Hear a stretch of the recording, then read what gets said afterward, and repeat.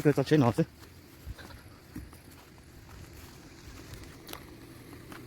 cho chế nó sao cho nó sao có mua chưa chả có ngàn năm con à หาแซ่บ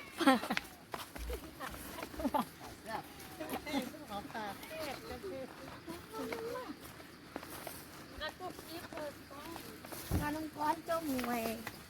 ทำเบียร์ตีผาแซ่บนะ ปวดเจ๊ผัดแซ่บปวดเจ๊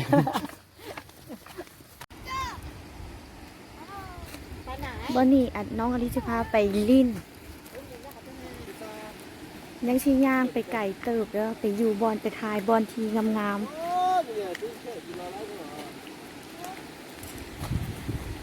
มาฮอดแล้วและบอลนี้ก็เป็นบอลที่งามที่สุดเดี๋ยวอลิจะพาไปทายใกล้ๆเดี๋ยวจะใส่เงี้ยเชียวว้าว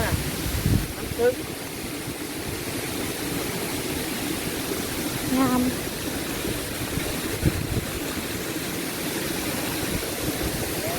มีฮูปดีไทยเนาะกับไทยบอลนี่แหละงามที่สุดอยู่เมืองล่องซานเนาะแล้วก็ห้องว่าผาแซด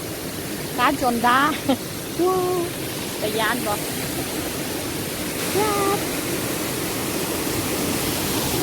สูงยิน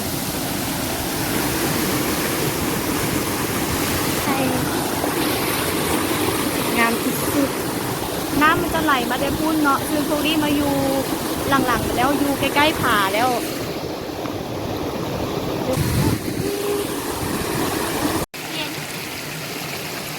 เท่าไหร่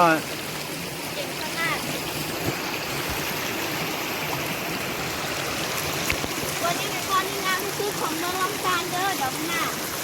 ครับมื้อนี้ไม่ได้พาไปกินอาหารมาไปพาวันนี้ดูแขกใช้สมบูรณ์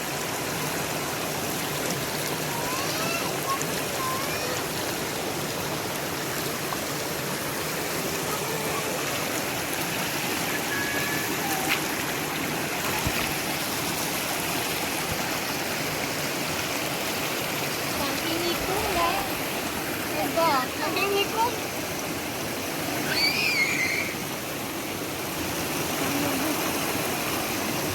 อาจจะดูโลกที่แบบว่ายุดปีนมันจะยิ่งได้ยานร้อยน้ำพัดเจ็บ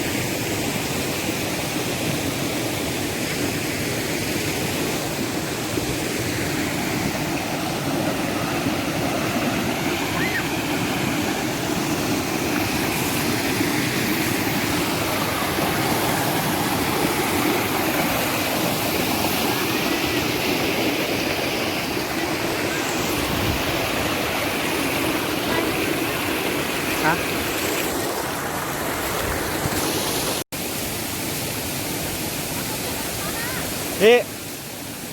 เจ็บสบาย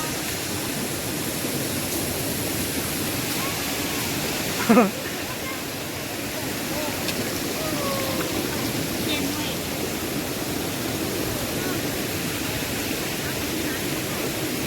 เนี่ยที่บ้านแล้วมันมาพอดีอาบเนาะทุกทีมาอาบมันสะใจ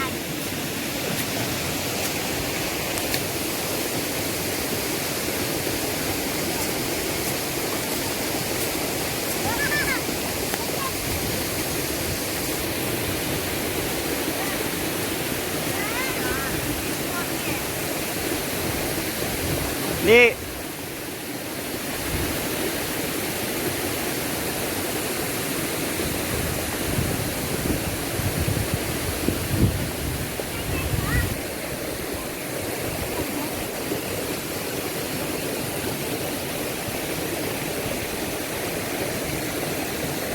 โอเชียกาจนตา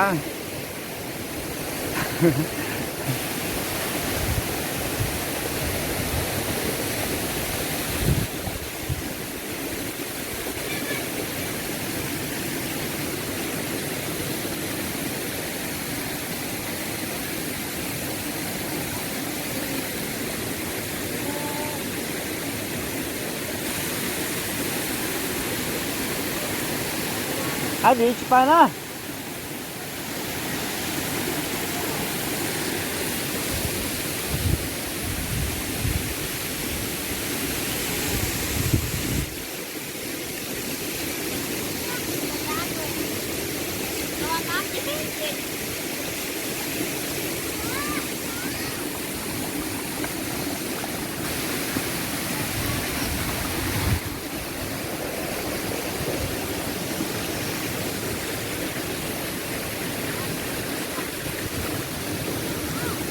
เราไปนอกจนใช่หรอ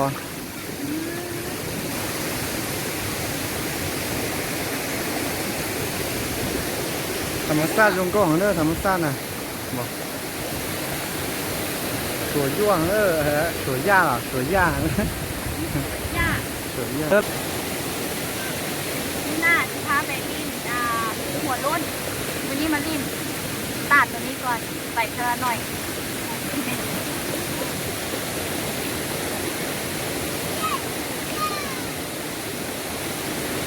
ใครนั่งมันตรงเลยอ๋อนั่งนี่เขาคิดว่าเขาอยากจะหล่อครับ